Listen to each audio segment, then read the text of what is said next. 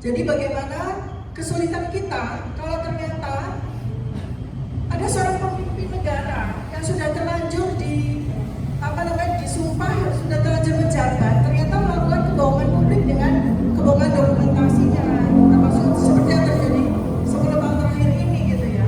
Maka teknologi membantu Pak. Jadi kita tidak perlu harus memasangkan sebuah alat di kepalanya Joko Widodo ya, itu kan sangat tidak mungkin gitu ya. Baru dikasih buku aja udah pergi kok Pak. Apalagi kalau dikejar dengan alat gitu ya.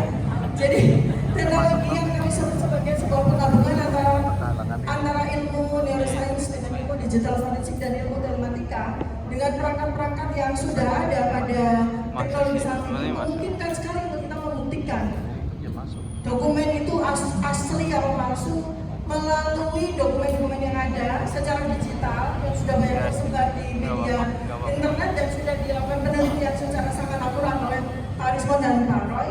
Kemudian saya juga melakukan penelitian terhadap perilaku yang terwujud pada foto-foto, narasi, verbal maupun video-video. Itu sudah cukup sebetulnya untuk melakukan untuk membuat sebuah simpulan, Pak. Ya, itu ya. Jadi itu yang menjadi sebuah jembatan ketika kesulitan terjadi pada seorang pemimpin atau mantan pemimpin yang saat ini secara de facto masih memiliki kekuasaan karena dia memegang uang yang banyak sekali sehingga dia bisa membayar institusi sebesar kepolisian ya, dan membayar segala macam yang membuat dia terlindungi sampai dengan hari ini berbulan-bulan. Katanya sudah ada 55.000 halaman Pak terkait pemeriksaan ijazah ini dari sejak tanggal 30 April 2025 sampai dengan hari ini tuh 55.000 halaman ya, 505 dokumen ya. Itu kan sangat membebani APBN kita ya kan gitu ya. Nah, tetapi ilmu dan teknologi yang kami tulis di dalam buku ini sebetulnya menjadi jembatan. Bahkan waktu gelar perkara khusus di mana kami dihadirkan sebagai saksi ahli Pak, tanggal 9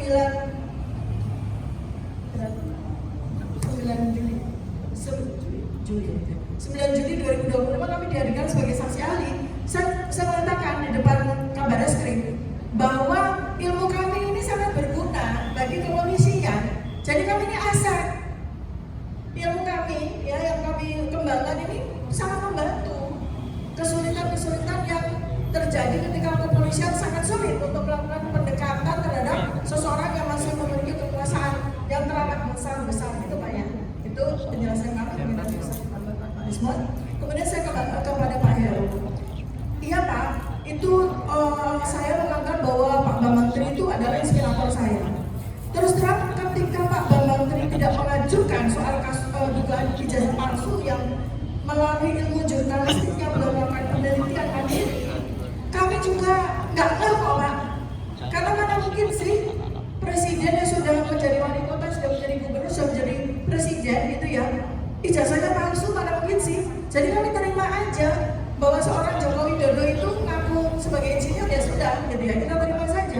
Tapi Pak Bambang Tri itu membuka mata kami, memantik naluri kepenelitianan kami Pak, memantik naluri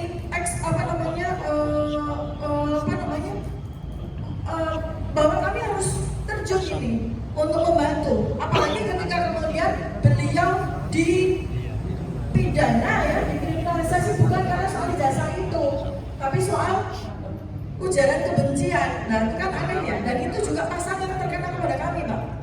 Jadi Pak Joko Widodo ini supaya tahu ya update-nya ya, beliau sudah tidak lagi concern dengan pencemaran nama baik, fitnah dan kebohongan Pak. Ini kira-kira akan kalau misalnya kasus kami ini akan dilanjutkan, itu pasal-pasal yang itu Pak Jokowi sendiri yang harus maju, yaitu pencemaran nama baik, fitnah dan kebohongan. Artinya apa? Pak Jokowi harus maju ke pengadilan untuk mempertunjukkan ijazahnya. Itu pasal itu akan dicabut. Dan yang tertinggal pasal ada pasal yang hukumannya besar-besaran, 6 tahun, 8 tahun, 12 tahun, yaitu ujaran kebencian, penghasutan dan sebagainya, yang sangat tidak relevan sebetulnya dituduhkan kepada kami. Itu yang akan dilakukan oleh dia. Nah itu nasibnya sama dengan Pak Menteri. Jadi kami itu sebetulnya ini mudah-mudahan sebuah berkah barokah Allah gitu ya, berkah Allah yang tidak kami minta. Jadi kami bertiga bersepakat penelitian yang sudah kami lakukan secara independen, ayo kita bukukan lakukan gitu. Dan karena memang kami sudah punya manuskrip, ya alhamdulillah dengan kemudahan Allah itu sebulan selesai dan 700 halaman ini ya. Jadi kami dengan mudah membuat buku ini karena memang kami sudah punya manuskrip hasil penelitian kami.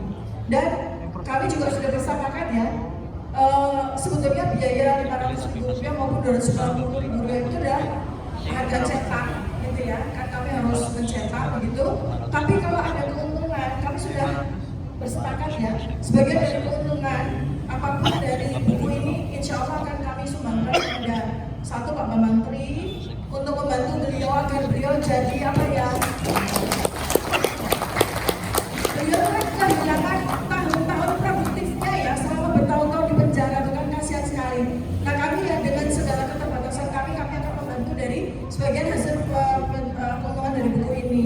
Maka mohon bantuannya ya, supaya buku ini bisa sebanyak mungkin bisa terbeli sehingga semakin banyak aktivis-aktivis yang di penjara bertahun-tahun, kemudian juga para relawan ya Pak, kami juga dibantu oleh para relawan yang selalu mengikuti kemanapun kami pergi, di pengadilan kami ditemani, di demo kami ditemani, kami ke depan kami ditemani banyak sekali dari seluruh Indonesia.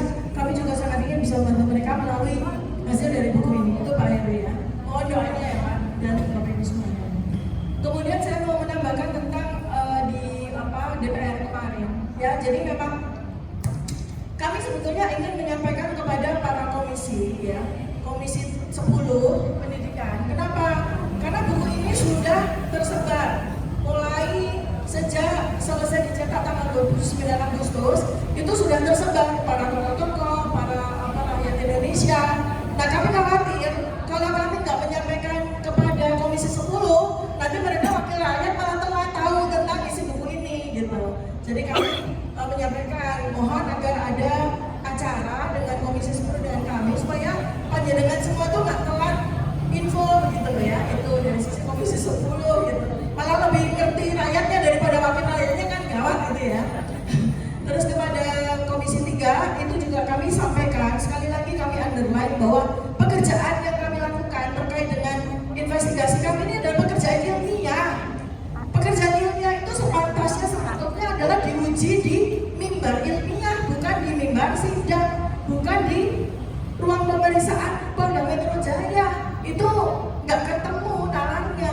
Karena waktu Pak Risma pemeriksa selalu berhari-hari Pak.